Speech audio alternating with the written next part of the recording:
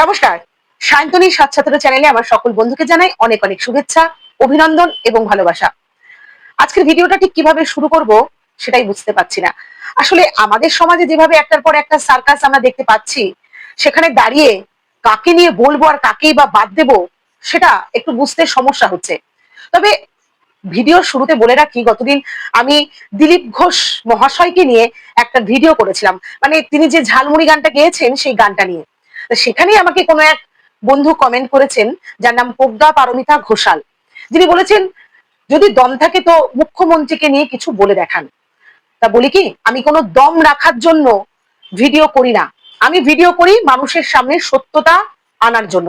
সেটা মুখ্যমন্ত্রী যদি করে থাকেন তার ক্ষেত্রেও যার প্রযোজ্য, অন্য যারা করবেন তাদের ক্ষেত্রেও সেম প্রযোজ্য। কারণ আমি মনে করি আমি স্বাধীন দেশের নাগরিক, এখানে বাক স্বাধীনতা আমার আছে।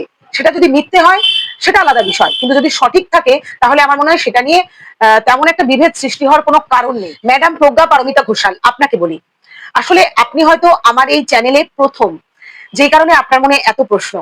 তা বিষয়টা হলো, একটু যদি পিছিয়ে গিয়ে আমার ভিডিওগুলো দেখেন তাহলে বুঝতে পারবেন, বিগত দিনগুলোতে আমি কিন্তু মুখ্যমন্ত্রীর ভুলগুলোকেও তুলে ধরেছিলাম ভিডিওর মাধ্যমে।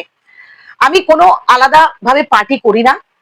যে বিষয়গুলো আমার অন্তরাত্মা থেকে মনে হয় যেটা ঠিক, সেটাকে ঠিক বলার চেষ্টা করি, আর যেটা মনে হয় ভুল সেটাকে ভুল বলার চেষ্টা করি। তবে হ্যাঁ, কোন রকম অন্ধ বিচার করে মানুষকে ভ্রান্ত ধারণা দেওয়ার চিন্তা ভাবনা কোনো দিনই রাখিনি। যাই হোক, আপনি প্রথম, আপনি আমার ভিডিও পরপর যদি দেখেন তাহলে নিশ্চয়ই এই ধারণা থেকে আপনি বেরিয়ে আসতে পারবেন। তাই দেরি না করে আজকে যে বিষয়গুলোর উপর ভিডিও করতে এসেছি, তার মধ্যে হয়তো কোথাও না কোথাও আপনার মনের ইচ্ছাটাও পূরণ হবে বলে আমার মনে হয়। বিগত 15 বছর ধরে আমরা পশ্চিমবাংলার যে উন্নয়ন দেখেছি তার দু একটা নমুনা বলি। শিক্ষা চুরি, গরু চুরি, কয়লা চুরি, চাকরি চুরি, অভয়াকাণ্ড, আরো কত কি, মানে বলতে বলতে আমার হাতের কর শেষ হয়ে যাবে, তবুও হয়তো এই দুর্নীতিগুলো আমরা শেষ করতে পারবো না বলে। এই সমস্ত দুর্নীতি ভোগ করতে করতে সাধারণ মানুষ হাঁপিয়ে উঠেছিল, আমিও উঠেছিলাম। সেই কারণে আমরা আশা করেছিলাম পরিবর্তনটা প্রয়োজন, আর সেই জন্যই একটা মাত্র পথ আমরা বেছে নিয়েছিলাম পরিবর্তন আনার জন্য।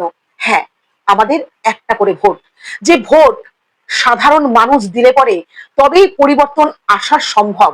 কিন্তু সমস্যাটা হচ্ছে কোথায় জানেন তো, আমাদের মূল্যটা ঠিক ভোটের আগ অব্দি। হাতে যেই কালি পড়ে গেল, সঙ্গে সঙ্গে আমরা একটা আলাদা পাত্রে চলে যাই, যেখান থেকে আমাদেরকে আর কাউন্ট করাই হয় না। আসলে সত্যি কথা বলতে, আমাদের মতো সাধারণ মানুষরা আমরা যতই নিজেদের বুদ্ধিমান মনে করি না কেন, কোথাও না কোথাও আমরা মিষ্টি কথায় ভুলে যাই। বুদ্ধি থাকা সত্ত্বেও প্রতিশ্রুতিটা কতটা প্রযোজ্য সেটার কথা না ভেবে আমরা যে কোনো প্রতিশ্রুতিতে বিশ্বাস করে ফেলি। এটা হলো আমাদের সব থেকে বড় সমস্যা। আর যেই সুযোগটাই বড় বড় রাজনীতিবিদরা নিয়ে থাকেন। এই যে দেখুন না, এতদিন ধরে লক্ষ্মীর ভান্ডারে 1500 টাকা এবং 1700 টাকা করে দেয়া হতো। কেন দেয়া হতো? এর পেছনে কি সত্যি কোনো কারণ ছিল না? নিঃস্বার্থভাবে মমতা বন্দ্যোপাধ্যায় এই টাকা দিতেন না, কারণ তিনি বুঝে গেছিলেন একমাত্র টাকাই খুব তাড়াতাড়ি কথা বলে। যদি মহিলাদের হাতে কিছু করে টাকা ধরিয়ে দেওয়া যায়, তাহলে নিশ্চিন্তে মহিলাদের ভোটটা তার কাছেই পড়বে। এই ছিল তার বুদ্ধির রাজনীতি। আজকে তিনি চলে গেছেন, কারণ তার দুর্নীতির পরিমাণটা এতটাই ছিল যে কোনো লক্ষ্মীর ভান্ডার তাকে আটকে রাখতে পারেনি। কিন্তু বিরোধী দল হওয়া সত্ত্বেও একই পরিকল্পনাকে নিজের করে নিয়ে 1500-কে 3000 করে অন্নপূর্ণার ভান্ডার দেয়া হবে বলে মহিলাদের ভোটটাকে আবারও নিজেদের করে নেয়ার একটা পরিকল্পনাও আমরা দেখলাম। কিন্তু অন্নপূর্ণা ভান্ডারের পরিকল্পনা কতটা ফেলিওর সেটা আমরা প্রতিদিনই সোশ্যাল মিডিয়ার মাধ্যমে দেখতে পাচ্ছি। কিন্তু বিষয়টা হলো, এটাও তো মানুষকে ভুল বোঝানোরই একটা রাজনীতি। শুধু তাই কেন, প্রতিদিন ঘুম থেকে উঠেই টিভি খুললে আমরা যেটা সবার আগে দেখতে পাই, তৃণমূল থেকে বিজেপিতে জয়েন হচ্ছে, কিংবা ভালো তৃণমূলে জয়েন হচ্ছে। এই যে সার্কাসটা চলছে, সত্যি কি এই সার্কাসটা দেখবার জন্যই আমরা তৃণমূলের এগেনস্টে ভোটটা দিয়েছিলাম? এই যে অন্নপূর্ণা যোজনা, যেটার পরিকল্পনা ছিল ঠিকই কিন্তু কোনো বাজেট ছিল না, সেটা কিন্তু আমরা বাজেট পেশের দিনই বুঝতে পেরেছি। আর তখন স্পষ্ট হতে এতটুকু দেরি হয়নি যে এটা শুধুমাত্র লালিপপ দেখিয়ে একটা ভোট কাড়ার চেষ্টা ছিল, যেটা প্রাক্তন মুখ্যমন্ত্রী এতদিন যাবৎ চালিয়ে এসেছেন। কি অবাক কাণ্ড দেখুন, উভয়ের মধ্যে এত দ্বন্দ্ব, তা সত্ত্বেও কাজকর্মের এত নেই। ধরুন আমার কথাগুলো শুনে আমাকে গালমন্দ করছেন কিংবা টাইপ করা শুরু করে দিয়েছেন, কিভাবে কিভাবে আমাকে বাজে কথা বলা যায় তাদের উদ্দেশ্যে বলি, আপনাদের কাজ আপনারা করুন, কারণ ওটাই আপনাদের কাজ, ওটাই আপনাদের শিক্ষা। সত্যিটাকে যারা দেখেও দেখতে পায় না, সেসব অন্ধরা আমাকে দমিয়ে দেবে আর আমি ভয় পেয়ে চুপ করে যাব, এটা আশা করবেন না। আমি এটুকু জানি, আমি কাল থাকি বা না থাকি, আমি যেটা আজ বলে যাচ্ছি প্রত্যেকটা মানুষের হয়ে কথা বলছি। আশা করি আমি থাকি বা না থাকি সে মানুষগুলো আমার পাশে থাকবে। তাই আমার কাছে ভয় ভীতির থেকেও আগামী প্রজন্মকে নিয়ে চিন্তা ভাবনা করার ইচ্ছেটা অনেক বেশি। আচ্ছা, একটা কথা বলুন তো, সরকার গঠন করার দায়িত্ব তো আমাদের মতো সাধারণ মানুষের। আমরা সাধারণ মানুষরা যখন সরকার গঠন করি অনেক রকম আশা নিয়ে গঠন করি। যখন আমাদের দ্বারা কোনো ভুল হয় তখন রে রে করে কিন্তু চারিদিক থেকে আমাদের উপর নিয়ম কানুন গুলো দেখানো হয়। সাধারণ মানুষ হিসেবে কোনোভাবেই ক্ষমা করা হয় না। কিন্তু যে মানুষটি বা যারা আজ সরকারের দায়িত্বে রয়েছে তাদের ভুল ভ্রান্তি হলে তাদেরকে বলার লোক কে আছে? তাদের জন্য ঠিক কি ব্যবস্থা রয়েছে? একটা প্রকল্প, সামান্য একটা প্রকল্প, সেটা চালু করতে গিয়ে সরকার হিমশিম খেয়ে যাচ্ছে। তার মানে প্রথম থেকে যদি কোনো কিছুর কাঠামো সঠিকভাবে তৈরি না থাকে তাহলে নিশ্চয়ই এক্ষেত্রেই এটা প্রযোজ্য। এটা বুঝতে আশা করি সাধারণ মানুষের এতটুকু বাকি নেই। তাহলে ফলটা কার? আজ ধরুন আমরা অন্নপূর্ণা ভান্ডারের জন্য অফলাইন অনলাইন দুটোই করেছি। যে তথ্যগুলো আজ পৌরসভায় পড়ে আছে, অফলাইনে জমা দিয়েছে বহু মানুষ, তাদের সেই তথ্যগুলো আগামী দিনে যে ঠোঙা হয়ে যাবে না কিংবা এর ওর হাতে পড়ে মানুষের সঙ্গে কোনো রকম ভুল কাজকর্ম হবে না, তার কি গ্যারান্টি সরকার দিতে পারবে? মাননীয় মুখ্যমন্ত্রীকে আমি বলতে শুনলাম যে অন্নপূর্ণা ভান্ডার নিয়ে এত মাথা ব্যথা করার কি আছে, আগের প্রকল্প চালু করতে নাকি ৮-৯ মাস লাগিয়ে দিয়েছিল। এটা একটু সময় লাগছে, হবে, কিন্তু আমার কথা হচ্ছে প্রথম মাস থেকে যেখানে চালু হওয়ার কথা, যেই প্রকল্পের জন্য অনেক মানুষের হয়তো ওষুধ মানুষগুলো কোথা থেকে টাকা ভরছে এর উত্তরটা কি তার কাছে আছে? আজকের ডেটে দাঁড়িয়ে সব থেকে হাস্যকর মিথ্যে কথা কি জানেন? আমরা ভারতীয়, গণতন্ত্র আমাদের অধিকার, বাক স্বাধীনতা আমাদের রয়েছে।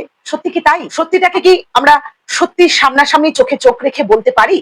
আমরা প্রত্যেকে এটা বুঝে গেছি সরকারের ভুল ধরা মানেই তোমাকে ধরে নিয়ে যাওয়া হবে।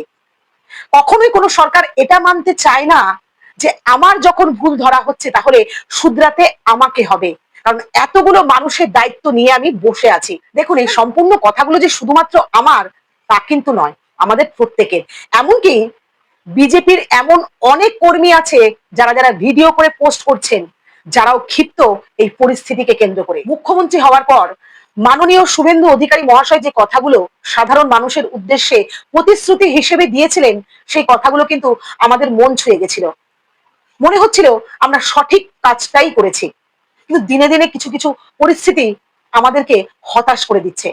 যেমন তিনি বলেছিলেন ধর্ষণ শব্দটা আমরা তুলে দেব। যেমন তিনি বলেছিলেন যারা ধর্ষক তাদেরকে সকালে জমা করব আর বিকেলে খরচ করে দেব। ধর্ষককে ভয় দেখাতে গিয়ে আদৌ কি ধর্ষণ কমলো নাকি উল্টে বেড়ে গেল? নতুন সরকারের কাছে আমার কিছু প্রশ্ন রয়েছে। আশা করব নিশ্চয়ই আপনি আমার এই প্রশ্নের উত্তর খুব সহজভাবে দেবেন, কারণ আমার প্রশ্নগুলোই যে অত্যন্ত সহজ। মাননীয়, আপনি বললেন প্রাক্তন সরকার লক্ষ্মীর ভান্ডারে টাকা দিতে দিতে প্রায় ৮-৯ মাস কাটিয়ে দিয়েছে। আপনারা কিন্তু সেই জায়গায় প্রথম মাস থেকেই অনেককেই টাকা দিয়ে দিয়েছেন এখনো পর্যন্ত। কিন্তু প্রশ্নটা হলো অনেক মানুষ কেন? কেন যাদের যাদের প্রাপ্য তারা সবাই নয় কেন? আর আগের সরকারের সঙ্গে যদি আপনি তুলনা করবেনই তাহলে আমাদের এই পরিবর্তনটার প্রয়োজন কি ছিল? প্রত্যাবর্তন করলেই তো হয়ে যেত। আমার ২ নম্বর প্রশ্ন, বারুইপুরের ঘটনাতে যাকে এনকাউন্টার করা হয়েছে সেই স্টাইলটা ছিল যোগী রাজ্যের স্টাইল। এই স্টাইলে নাকি ধর্ষকরা ভয় পাবে, ১০ বার চিন্তা করবে ধর্ষণ করার আগে। যদি তাই হবে তাহলে ধর্ষণ এতটা বেড়ে গেল কেন এনকাউন্টারের পরেও? যে তৃণমূলকে গোড়া থেকে উচ্ছেদ করার প্রতিশ্রুতি আপনারা দিয়েছিলেন আমাদের কাছে, এবং যে তৃণমূল কোনোদিনই ভালো তৃণমূল হতে পারে না এমনটাই বক্তব্যের মাধ্যমে আপনাদের কাছ থেকে বারবার আমরা শুনেছি, আজ কি করে সম্পূর্ণ বিষয়টা ঘুরে গিয়ে ঠিক উল্টো কাজগুলো শুরু হলো? চুরির দায়ে যে ব্যক্তিকে আমরা দীর্ঘদিন জেল খাটতে দেখেছি, তার মেয়েকেও চাকরি হারাতে দেখেছি অনেক দুর্নীতির কারণে, যাকে জেলখানা থেকে ছাড়িয়ে নিয়ে আসার পর মমতা বন্দ্যোপাধ্যায় গলায় মালা দিয়ে তাকে সম্বর্ধনা দিয়েছিল, আজ সেই ব্যক্তি রাতারাতি সাংসদ পদে। মাননীয়, আপনার মুখে শোনা গেছে প্রশাসনের উপরে এতদিন যে চাপ সৃষ্টি করা হয়েছে সেই কারণে প্রশাসন নিজের মতো করে কাজ করতে পারেনি। তারা বাধ্য হয়েছে শাসকের আইনকে চালিয়ে যেতে। আজ সেই সাংসদ ব্যক্তি কিন্তু প্রশাসনকে ওপেন ফোনে ধমকে দিয়েছিল, মা বউয়ের নাম নিয়ে অশ্লীল ভাষায় গালিগালাজ করেছিল। কেন সেই মানুষগুলোকেই দলে নেওয়া হচ্ছে, দায়িত্ব দেওয়া হচ্ছে এত গুরুত্বপূর্ণ পদে? তবে একটা দৃঢ় সত্যি কি বলুন তো, সাধারণ মানুষকে যদি উপেক্ষা করা হয়, তুচ্ছ তাচ্ছিল্য করা হয়, তার জবাবটাও কিন্তু একদিন বুমেরাং হয়েই ফিরে আসে। ভালো থাকবেন সকলে, সুস্থ থাকবেন। আমার ভিডিও যদি আপনাদের ভালো লাগে তাহলে অবশ্যই কমেন্ট করে জানাবেন, এবং আগামী দিনে আপনারা ঠিক কিরকম ভিডিও আমার কাছ থেকে আশা করেন সেটা অবশ্যই জানাবেন। নমস্কার।